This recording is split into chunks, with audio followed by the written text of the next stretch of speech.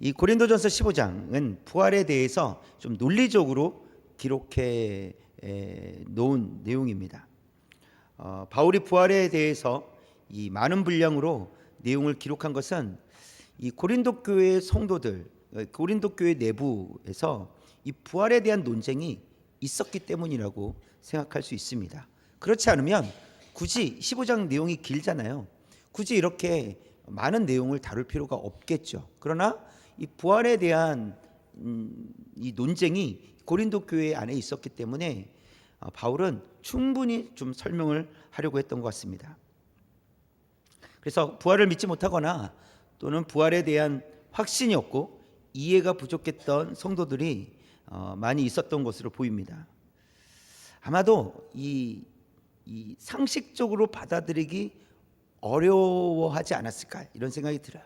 철학이 발달했고 이성적인 논리를 추구하던 지역이었기 때문에 상식적으로 벗어나는 일에 대해서 사람이 이해할 수 없는 영역에 대해서는 좀 배제하고 좀 그것을 이렇게 곧바로 받아들일 수 없는 그런 특징이 이 고린도 교회 지역에 있었다라는 것입니다.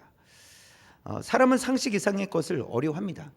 상식선에서 생각하지 상식 이상의 것을 어떤 행동을 한다든지 어떤 말을 한다든지 하면 어려워해요. 힘들어합니다. 그런 이 인간의 이런 부분에 대해서 이런 이 상식 이상의 것을 우리가 인간이 어려워한다면 아마 하나님께서도 이 상식 이상의 것을 우리에게 설명해 주실 때 어려워하지 않으실까? 알아들어야 될 텐데 내가 상식 이상의 것을 가르쳐 주면 과연 알아들을 수 있을까? 이런 고민을 하나님도 하시지 않으실까? 그냥 개인적으로 이런 생각을 해봅니다. 여러분 백문이 불여일견이라고 했습니다. 100번 듣는 것이 한 번 보는 것보다 못하다 그랬어요. 그래서 한 번 보는 것이 더 낫다라는 것이죠. 100번을 듣는 것보다 한 번 듣는 것이 낫다. 그래서 하나님께서는 예수님을 이 땅에 보내주셨습니다. 이 땅에 오신 예수님은 십자가에서 죽으시고 3일 만에 부활하셨어요. 굳이 그것을 아니 예수님은 자꾸 설명을 하셨어요. 아직 그 일이 일어나기 전에 나 그렇게 된다 이런 말씀을 하셨죠. 그러나 결국 예수님은 보여주셨다는 것입니다. 예수님은 부활 이후에 이 제자들에게 찾아오셨을 때 분명히 문을 다 닫아놨는데 밖에서 열고 들어올 수 없는 문이었는데 예수님이 제자들이 모인 공간으로 찾아오시는 거예요. 또 함께 계시다가 갑자기 사라지시는 그런 일들이 부활 이후에 일어나게 되는데요. 요한복음 20장 19절에서 보면 붉은 글씨 시작 모인 곳의 문들을 닫았더니 예수께서 오사 가운데 서서 이르시되 지금 제자들이 이렇게 모여 있어요. 두려워가지고 예수님 이제 그 십자가에서 죽으셨잖아요. 그래서 우리도 이거 좀 어떻게 되는 거 아니야? 이런 두려움이 있었어요. 그래서 문을 꽉 닫아놓고 모임을 하고 있었단 말이죠. 그때 모인 곳의 문들을 닫았더니라고 되어 있잖아요. 근데 예수님께서 그 가운데 오셨다 이렇게 말씀하고 계세요. 짠 나타나시는 거예요. 또 누가복음 24장 30절 31절 볼까요? 처음부터 시작. 그들과 함께 음식 잡수실 때에 떡을 가지사 축사하시고 떼어 그들에게 주시니 그들의 눈이 밝아져 그인 줄 알아보더니 예수는 그들에게서 보이지 아니하시는지라. 분명히 지금 함께 잡수시고 계셨다, 식사하고 계셨다라고 되어 있어요. 근데 그때 알게 된 거, 예수님이시다 깨닫게 된 거예요. 근데 깨닫게 되는 순간 예수님이요 보이지 아니하시는지라 사라지셨어요. 갑자기 뿅 하고 또 사라지는 사건이 있었습니다. 부활은 인간의 상식을 뛰어넘습니다. 그러나 우리가 그것을 온전히 이해하지 못하고 우리의 상식을 넘는다 할지라도 부활은 반드시 일어난다고 성경은 우리에게 가르쳐주고 있습니다. 반드시 일어나는 일이라고 가르쳐주고 계세요. 그래서 51절 오늘 말씀 51절에 보면 처음부터 시작. 보라 내가 너희에게 비밀을 말하노니 우리가 다 잠잘 것이 아니요 마지막 나팔의 순식간에 홀연히 다 변화되리니 이렇게 말씀하고 있어요. 엠마오로 가는 두 제자를 만나셨을 때 방금 전까지만 해도 예수님은 제자들과 음식을 잡수시고 계셨는데 눈 깜짝할 사이에 알았다 눈하고 딱 떴는데 안 계시는 거예요. 사라지셨죠. 마찬가지로 이 마지막 나팔의 순식간에 어떻게 된다고요? 호련히 다 변화되리니 한순간에 변화된다, 이렇게 말씀하고 있습니다. 예수님께서 다시 오시는 날이 되면 육신의 몸으로 살아있는 그 당시, 예수님께서 오시는 날 이 육신의 몸을 가지고 살고 있었던 사람들은 순식간에 호련히 다 변화된다, 이렇게 말씀하시는 거예요. 죽은 자들은 살아나고 살아있었던 이 육신의 몸으로 살고 있었던 사람들도 어떻게 해요? 부활의 몸처럼 완전히 다른 모습으로, 완전히 다른 육신으로 바뀐다, 변한다, 이렇게 말씀하고 있습니다. 여러분, 우리가 이러한 일이 일어난다고 하는 확신을 가질 수 있는 이유가 무엇입니까? 아니, 아직 일어나지도 않았고 정말 그렇게 될지도 알 수 없는데 어떻게 그리스도인들은 이거를 이게 확신할 수 있는가라는 것이죠. 어떻게 우리는 확신할 수 있습니까? 그것은 우리가 주님 안에 있기 때문에 그렇습니다. 그러니까 우리가 주님 안에서 믿음으로 살아가기 때문에 그래요. 그래서 주님 안에 있다라는 것은 주님의 능력을 믿는 거예요. 우리가 믿습니다 해서 이루어지는 것이 아니라 하나님께서 그 일을 하실 거라는 믿음이 있는 거예요. 그 능력이 하나님께 있음을 믿는 거예요. 그러니까 주님의 능력 때문에 우리는 확신할 수 있는 거예요. 그래서 주님 안에 있으면 헛되지 않는다는 것이에요. 그러니까 주님 안에, 그러니까 주님 밖으로 나가면 확신이 없어져요. 왜요? 온전히 내 힘으로 해야 되니까. 그러나 우리가 주님 안에 있으면 주님의 능력으로 하는 거예요. 그렇기 때문에 우리는 주님 안에 있기 때문에 헛되지 않는다라고 말씀하시는 것입니다. 그럼 왜 헛되지 않는가? 우리 이제 말씀을 통해서 세 가지를 살펴볼 텐데요. 첫 번째, 시작. 썩지 않고 죽지 않을 몸으로 살아나기 때문입니다. 왜 헛되지 않습니까? 우리는 썩지 않고 죽지 않을 몸으로 다시 살아나기 때문에 헛되지 않습니다 라고 말씀하고 있어요. 여러분, 죽음의 시작은 누구로부터 시작이 됐습니까? 아담으로부터 이제 시작이 됐습니다. 하나님께서 아담에게 동산에 있는 모든 나무의 모든 열매를 다 먹어도 좋다. 그러나 딱 한 가지, 저 나무에 열린 열매는 먹지 말라, 이렇게 말씀을 하셨어요. 먹는 날에는 어떻게 된다고요? 반드시 죽는다고 말씀하세요. 창세기 2장 17절 보세요. 반드시 먹는 날에는 어떻게 된다고요? 반드시 죽으리라. 반드시, 틀림없이 죽는다, 이렇게 말씀하셨습니다. 결국 아담은 불순종합니다. 아담은 어떻게 됐어요? 지금 아담 만나보신 적 있으세요? 아담 보신 적 있으세요? 어디에 살고 있는지 알고 계세요? 아담은 죽었습니다. 물론 이 육신의 죽음만을 의미하는 것이 아니라 궁극적으로는 영적인 죽음을 의미하는 거예요. 그러나 그 영적인 죽음과 이 육신의 죽음이 함께 있는 것이죠. 그래서 아담은 불순종했고 죽음이 들어오게 됩니다. 오늘 말씀, 우리가 읽은 오늘 말씀에서도 반드시 일어날 일을 우리에게 말씀해 주신다는 거예요. 하나님의 말씀에 불순종하면, 그래서 나무의 열매를 먹으면 반드시 죽는다고 말씀하신 그 하나님께서 또 오늘 말씀을 통해서도 반드시 일어날 일에 대해서 말씀해 주고 계시다는 거예요.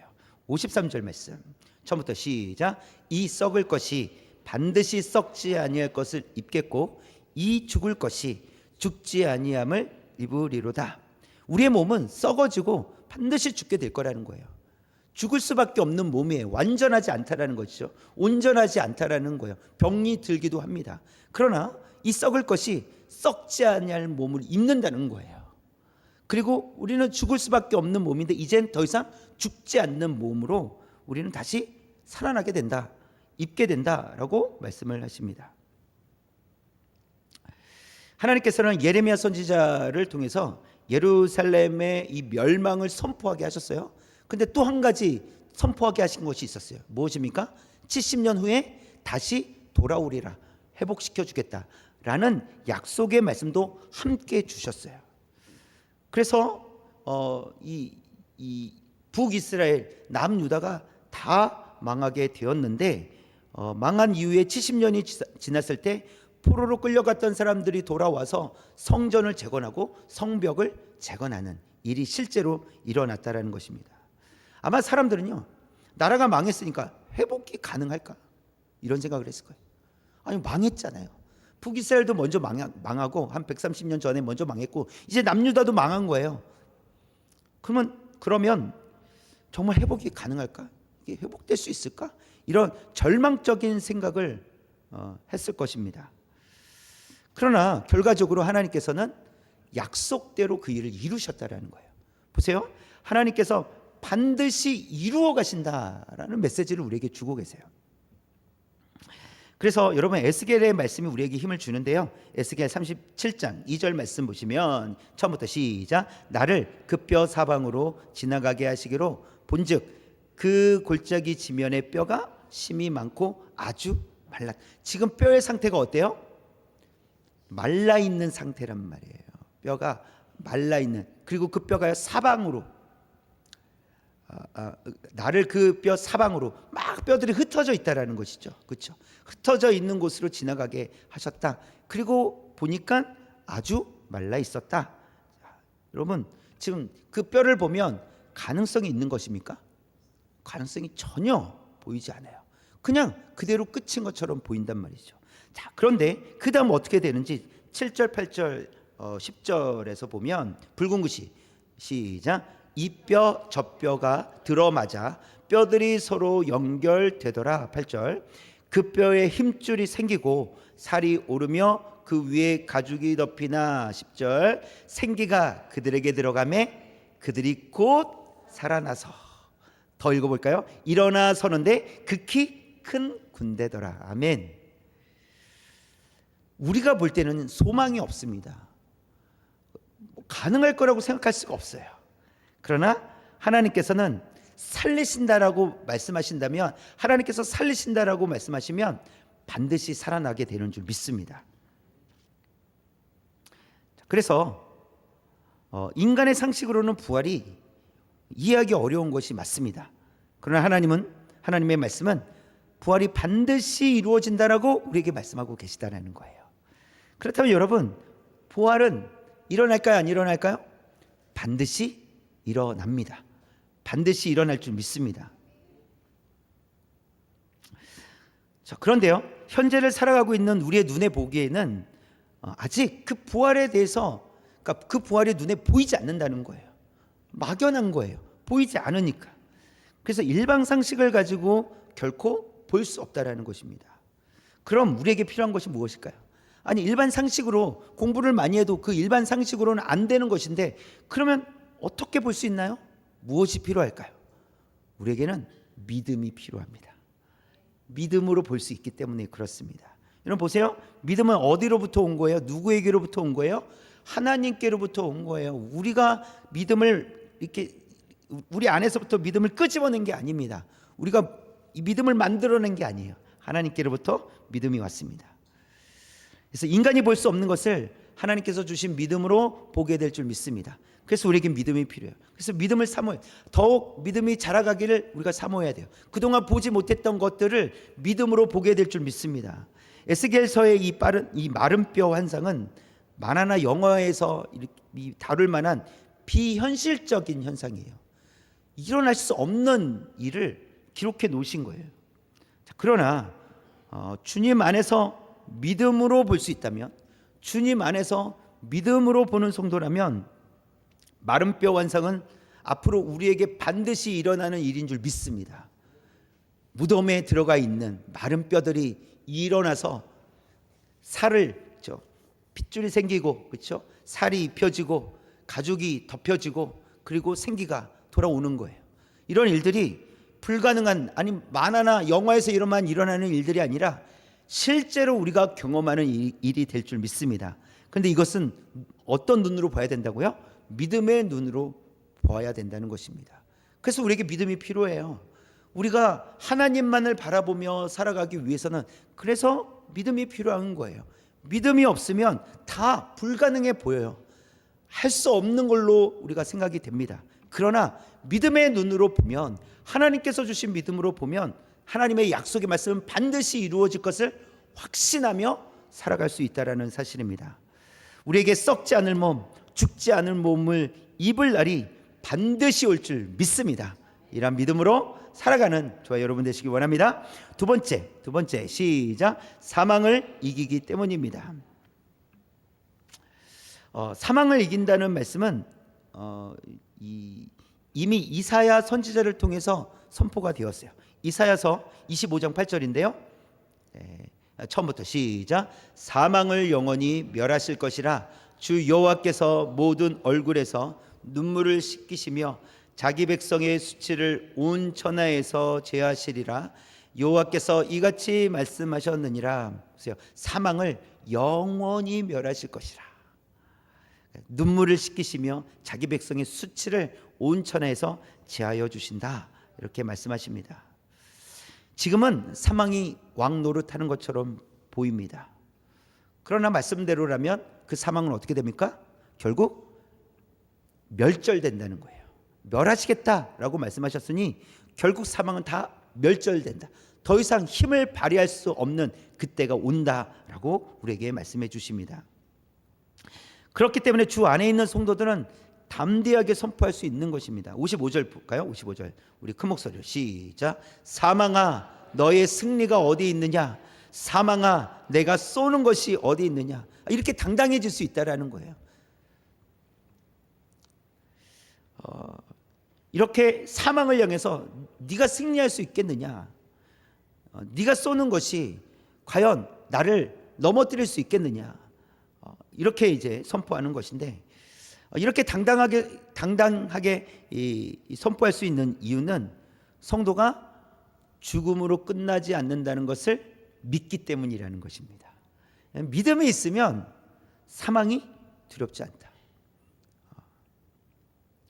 그래서 마치 재방송을 보는 것과 같습니다. 그래서 이 축구 경기를 아직 끝나지 않았는데 한 5분 정도 남았는데 우리나라가 지고 있는 거 일본에게, 그러면 어떻습니까? 마음이 조마조마 이겨야 되는데 막 이럴 거 아니에요.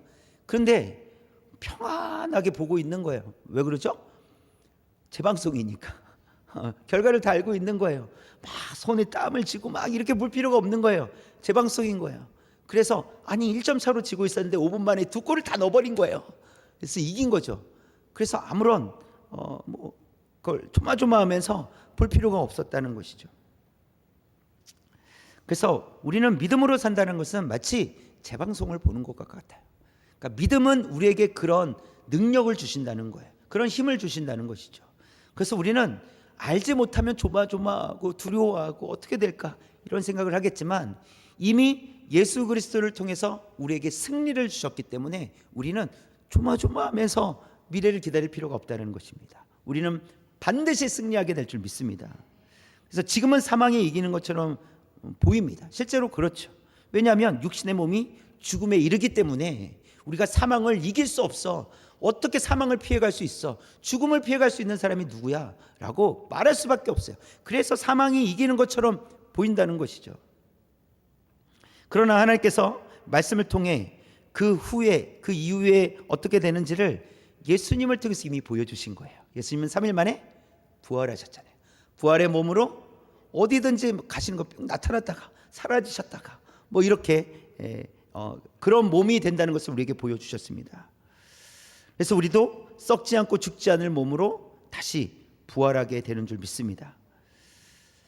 그래서 사망이 이기는 것처럼, 지금은 사망이 이기는 것처럼 보이지만 마지막에 역전이 이루어진다는 거예요. 이미 다 준비되어 있어요. 역전이 일어납니다. 최종 승리는 주 안에 있는 성도들이 하게 될 줄 믿습니다. 저와 여러분이 최종적으로 승리하게 될 줄 믿습니다. 그래서 결국 사망이 쏘아대던 이 죄라는 독침도 사라질 것이고, 죄를 폭로하던 율법도 더 이상 성도들을 고발할 수 없다는 것입니다. 이미 예수님께서 우리 죄를 위하여 그 죄값을 치르셨기 때문에 더 이상 죄를 치르라고 고발할 수가 없는 거예요. 고발해도 소용이 없는 거예요. 우린 다 그 죄사함을 받았기 때문에 그렇습니다. 자, 그래서 57절 말씀에 보시면 시작. 우리 주 예수 그리스도로 말미암아 우리에게 승리를 주시는 하나님께 감사하노니. 보세요. 이미 일어난 일로 선포하고 있는 거예요. 우리에게 승리를 주시는 하나님께 어떻게 하겠다고요?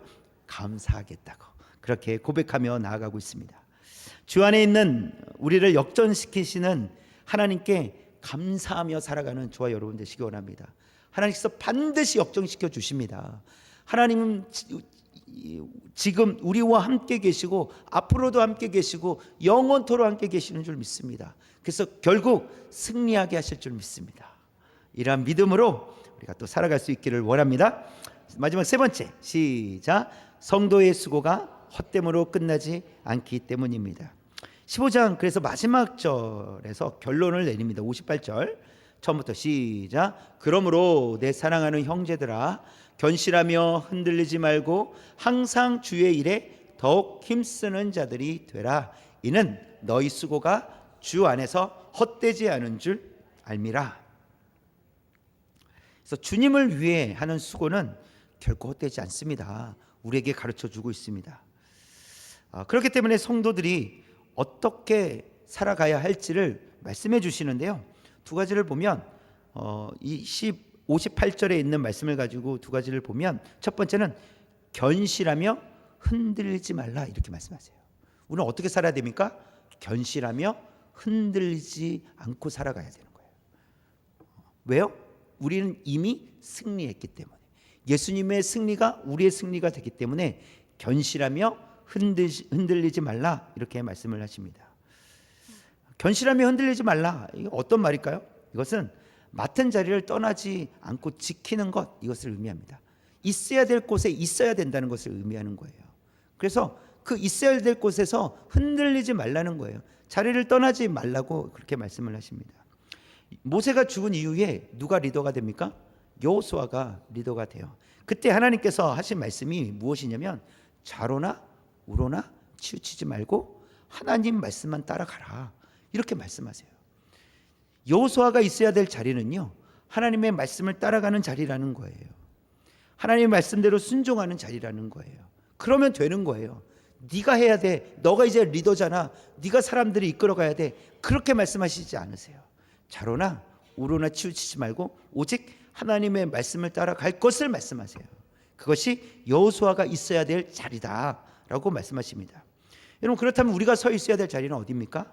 우리도 마찬가지로 하나님의 말씀을 듣고 지키는 자리, 우리가 서 있어야 될 자리는 하나님의 말씀을 듣고 지키는 자리예요. 여러분이 앉아 계신 예배의 자리, 기도의 자리, 섬김의 자리에서 흔들리지 않는 성도님들 되시기 원합니다. 이것은 우리가 그렇게 살아가겠다고 우리가 결단하고 애쓰자는 게 아니에요. 그것이 주님께서 원하시는 자리라는 거예요. 여호수아에게 야, 여호수아 너 싸움 잘해야 돼. 훈련 좀 받아. 이렇게 말씀하셔야 되는 거 아니에요? 너 설득력이 좋아야 돼. 너 공부 좀 해. 라고 말씀하셔야 되는 거 아니에요? 근데 하나님은 그렇게 말씀하시지 않으셨다라는 거예요. 하나님은 무엇을 말씀하셨어요? 너는 나만 바라보면 돼. 이렇게 말씀하시는 거예요. 그래서 다른 데 바라보지 말고 좌로도 우로도 치우치지 마. 그냥 말씀만 가지고 걸어와라. 따라와라. 이렇게 말씀을 하십니다. 그렇게 따라갈 때 결국은 어떤 자리에 서게 되는 거예요? 하나님의 말씀이 있는 자리에 서게 되는 거예요. 순종의 자리에 서게 되는 것이죠. 섬김의 자리에 설 수밖에 없어요. 그러니까 리더이기 때문에 앞서 가야 되잖아요. 그렇기 때문에 주님을 따라간다는 것은 주님 바로 뒤에서 200만에서 300만이나 되는 이 사람들을 끌고 앞서서 가야 된다는 거예요. 그런데 누구를 바라보고 있는 거예요? 하나님만을 바라보고 있는 것입니다. 그래서 그 자리가 우리에게 있어서는 예배의 자리가 될 수 있고요, 기도의 자리가 될 수 있고 섬김의 자리가 될 수 있다는 거예요. 그 자리에서 흔들리지 않도록 그 자리를 지켜내는 저와 여러분 되시기 원합니다. 또 뿐만 아니라 우리가 이제 삶의 자리에서도 마찬가지예요. 그러니까 이 교회 공동체 안에서 뿐만 아니라 우리의 개인적인 삶 속에서도 우리가 좌로나 우로나 치우치지 않고 하나님을 따라가는, 하나님의 말씀을 따라가는 그런 저와 여러분 되시기를 주님의 이름으로 축원합니다. 자, 그 다음에 견실하며 흔들리지 않아야 된다고 말씀하시면 또 한 가지는요, 주의 일에 더욱 힘쓰는 자들이 되십시오. 이렇게 말씀하고 있어요. 주의 일에 더욱 힘쓰는 자들. 어떤 것이 주님의 일입니까? 많죠. 주님의 일은 너무나도 많습니다. 핵심을 꽂자면 기본적으로 가장 주님의 일이란 기본적으로 복음을 위한 일이에요. 복음을 위해서 살아가는 거예요. 너희는 땅 끝까지 가서 복음을 전하라. 이것이 예수님의 명령이셨거든요. 마태복음 28장 19절 20절. 우리 한번 읽어보겠습니다. 시작. 그러므로 너희는 가서 모든 민족을 제자로 삼아 아버지와 아들과 성령의 이름으로 세례를 베풀고 내가 너희에게 분부한 모든 것을 가르쳐 지키게 하라. 볼지어다 내가 세상 끝날까지 너희와 항상 함께 있으리라 하시니라. 아멘. 예수님께서 제자들 향해서 명령하신 거예요. 너희는 가라. 그리고 그들로 하여금 가르쳐 지키게 하라. 내가 너에게 가르쳐 준 것을 너희도 가르치고 그들로 하여금 지키게 하라. 이렇게 말씀을 하십니다. 그래서 우리가 주님의 일에 힘쓴다는 것은 복음을 전하는 일입니다. 어떤 곳에서든지 우리가 기회가 있을 때마다 우리가 할 수 있는 방식 안에서 복음을 전하는 거예요. 내가 그리스도인으로서 복음을 전하는 삶이 필요하다는 것을 말씀하시고요. 또 주님께서 그러면 또 기뻐하시는 일이 무엇일까라고 했을 때 요한복음 13장 35절에서 보면 이렇게 말씀하고 계세요. 처음부터 시작. 너희가 서로 사랑하면 이로써 모든 사람이 너희가 내 제자인 줄 알리라. 주님께서 기뻐하시는 일은요, 우리가 예수님의 제자로 알려지는 것을 기뻐하세요. 예수님의 제자시군요. 이렇게 알려지는 것을 기뻐하신다는 거예요. 그래서 예수님의 제자라는 사실을 알리는 가장 기본적인 모습은 어떤 모습이라고 말씀하십니까? 서로 사랑하는 것. 서로 사랑하는 것. 그것을 통해서 예수님의 제자가 맞군요. 예수님의 제자는 답군요. 이렇게 알게 된다는 것입니다. 그래서 이 서로 사랑하는 것을 통해서 알려라 이렇게 말씀하고 계시는 것입니다. 오늘 새벽 시간에도 말씀을 드렸었는데 여러분 사랑을 해야 한다는 것은요 알고 있어요. 우리가 너무나도 잘 알고 있어요. 우리가 배우고 알고 있는 만큼 그런데 사랑을 실천한다는 것이 쉬운 일이 아니라는 거예요. 어렵게 느껴진다는 것이죠. 분명히 어려운 일입니다. 쉬웠으면 강조하지 않아요. 어렵기 때문에 강조하는 거예요. 반복해서 말씀하시는 거예요.